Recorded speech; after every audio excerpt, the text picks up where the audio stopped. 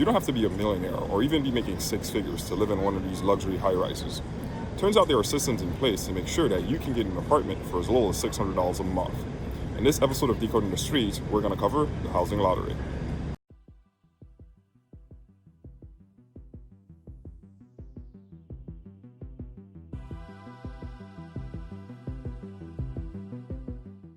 So there are two sides when it comes to the housing lottery. There's the real estate side, which deals with property developers, and there's the tenant side, which deals with you. I'm going to try to cover each of them separately so that everything is clear and simple in this video. So what do property developers get for participating in this program? Well, first, they pay no taxes during their construction period, meaning if construction lasted 3 years, they pay no taxes whatsoever during that time. Second, they receive a certain number of tax-exempt years after construction, and this could last up to 25 years depending on what the package they took. This means that after construction is built, they pay no taxes on the revenue they collect for a period of 10 to 25 years. Let's get to the good part though, which is how do you apply to the housing lottery so you don't have to pay an arm and a leg to live in New York City? The first step in applying for the housing lottery is to visit the Housing Connect website. I've put a link in the description for you so you don't have to worry about searching for it. Once you create an account, you're going to see a listing of all the buildings that are participating in this program.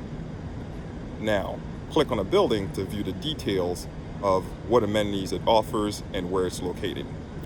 Once you're at that detailed page, there's a few things you should look out for. The first one is, do you qualify? And by qualification, they usually imply three things. One, the rent. Can you afford it?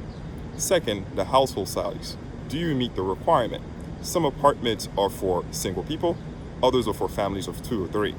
Lastly, the income requirement, meaning do you fall within the range of the income that they will allow someone to dwell in this property for? The last thing, of course, to look for is the deadline. These lotteries do have deadlines, so make sure that it hasn't expired before you apply. Once you apply, you'll receive a ticket number, and this ticket number, if selected, will mean that you can now live in this building if you meet the requirements.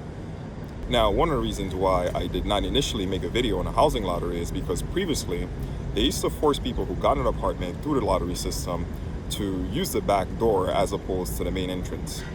Since I refused to participate or support such a feudalistic system, I did not make content on this lottery. However, I have good news.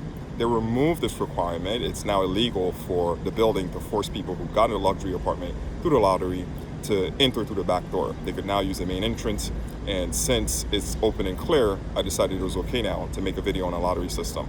Mind you, I have seen an apartment in there for as low as $600 a month, so I do recommend people to apply and enjoy a good lifestyle in New York City if they can. So that's it for this Decoding the Street episode. Be sure to subscribe and like if you want to step up street knowledge, and I'll see you next time. Bye.